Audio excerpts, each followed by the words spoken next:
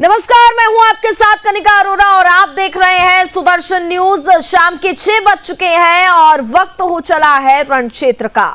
बसपा प्रमुख मायावती जब अपने जन्मदिन के मौके पर मीडिया के सामने आई और ऐसा माना जा रहा था कि वे विपक्षी यानी इंडी गठबंधन को लेकर के कोई बड़ा ऐलान कर सकती हैं और हुआ भी कुछ ऐसा ही। मायावती ने जब अपनी बात कहनी शुरू की तो सपा प्रमुख अखिलेश यादव को ही निशाने पर ले लिया। मायावती के संबोधन की शुरुआत में इंडी गठबंधन के लिए पॉजिटिव साइन था, लेकिन धीरे धीरे जैसे उनकी बात आगे बढ़ती चली गई, तस्वीर एकदम उलट होती हुई नजर आई। बसपा प्रमुख ने कांग्रेस पर भी निशाना साधा और ये ऐलान भी कर दिया कि उनकी पार्टी लोकसभा चुनाव में किसी पार्टी से गठबंधन किए बगैर ही अकेले ही मैदान में उतरेगी। मायावती ने सपा प्रमुख अखिलेश पर जमकर निशाना साधा, यहां तक कि उन्होंने अखिलेश यादव को गिरगिट कह डाला और यह कहा कि गिरगिट की तरह अखिलेश यादव रंग बदलते हैं। इस दौरान कांग्रेस और इंडी गठबंधन को भी नहीं छोड़ा। उस पर निशाना साधते हुए मायावती ने कहा कि इंडी गठबंधन के फायदे से ज्यादा नुकसान है। इससे ये बात तो साफ हो गई है कि इंडी गठबंधन का ढांचा अब ढहने लगा है, नींव चरमरा रही है। ममता बनर्जी और अखिलेश यादव के बाद मायावती के इस मीडिया से बातचीत में गठबंधन की सच्चाई सामने आ गई है। अब इसका क्या असर पड़ेगा देश की सियासी गलियारों में, यह देखने वाली बात होगी। लोकसभा चुनाव से पहले ही ऐसी हार कांग्रेस को भारी पड़ सकती है। सवाल बहुत सारे हैं और इन्हीं सवालों पर आज हम बात करेंगे। हमारे साथ तमाम गेस्ट जुड़ेंगे, लेकिन उससे पहले देखिए आप हमारी ये खास रिपोर्ट। चलिए ठीक है, अब मैं आपके पास आना चाहूंगी और आपसे भी जानना चाहूंगी हरगोविंद जी, आप इस पूरे बयान को कैसे देखते हैं? क्योंकि अगर हम बात करें तो जिस तरीके से अकेले लोकसभा चुनाव लड़ने की उन्होंने घोषणा कर दी है, 2014 में हमने देखा था क्या हुआ था, 2019 में हालांकि गठबंधन के साथ कई सीटें हासिल कर ली थी और अब 24 की बात कर लेते हैं। वंदे मातरम जी। देखिए जी, आज का आपका शीर्षक है माया मिली ना राम। बिल्कुल। जा पर कृपा राम जी की होई, वहां पर कृपा करे सब कोई। भाजपा को राम भी मिले, आज माया की कमी थी वो भी मिल गई। बिल्कुल। ये तो स्पष्ट है कि भारतीय जनता पार्टी के दबाव में मायावती जी द्वारा ये कदम उठाया गया है। और जहां तक अभी बसपा के साथ अभी समाजवादी पार्टी के प्रवक्ता साथी ने बसपा की और मायावती जी की जो इतनी आलोचना की, यदि वो देखें तो क्या वो जो किलेबंदी करनी थी उत्तर प्रदेश में चारों दलों को मिला करके, तो इस पे जिम्मेवारी क्या अखिलेश जी की नहीं थी? वहां से बयानबाजी लगातार ऐसी होती रही कि वो गठबंधन में आए ना। तो फिर ये कैसे कल्पना की जा सकती है? आपके सर्वोच्च नेता वो उनकी आलोचना करते हैं, आप नेशनल टीवी पर उनकी आलोचना करते हैं, फिर आप ऐसी कल्पना करते हैं कि वो आपके साथ गठबंधन में आएंगी। और ये तो बिल्कुल तय सामान्य नागरिक को भी ये खुले तौर पर आ रहा है नजर कि भारतीय जनता पार्टी के दबाव में उठाया गया ये कदम है।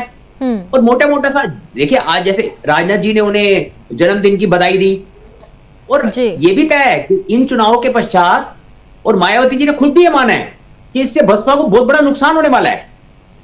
और जो उत्तराधिकारी मायावती जी ने अपने तय किए हैं वो किस जमीन पर राजनीति करेंगे?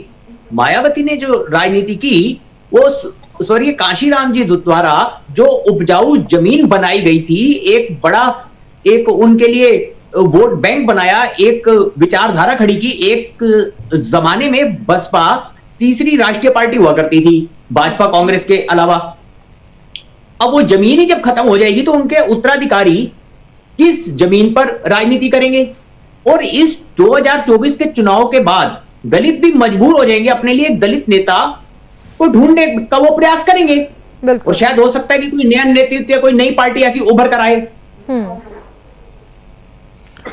मैं आपके पास नहीं लगा पाए, ठीक है, जवाब लेंगे उनसे भी। बिल्कुल, उसके बाद बातें करते हैं चैनल पे बैठकर। हरगोविंद जी, आप लगातार सुन रहे हैं और कुछ कहना भी चाह रहे हैं। देखिए, जिस तरीके से यहाँ पर फायदे और नुकसान की बात हो रही है, एक और यहाँ पर गठबंधन की बात हो रही है, तो वहीं दूसरी और मायावती की आलोचना भी हो रही है। अखिलेश यादव खुद नहीं चाहते कि वो उस गठबंधन का हिस्सा बने। देखिए, भाजपा के पवन जी ने अभी सरकार के विशेष तौर पे उत्तर प्रदेश की सरकार के कामों को इतना गिनाया। यदि अपने काम को लेकर भारतीय जनता पार्टी इतनी कॉन्फिडेंट थी तो मायावती जी की बैसाखी की शायद आज आवश्यकता ही ना पड़ती।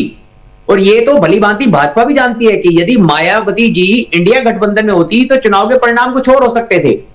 और ये उत्तर प्रदेश की शतरंज में भारतीय जनता पार्टी ने खेल शुरू होने के पहले ही सामने वालों की क्वीन, जिसको कहते हैं ना शतरंज में रानी, वो मार दी।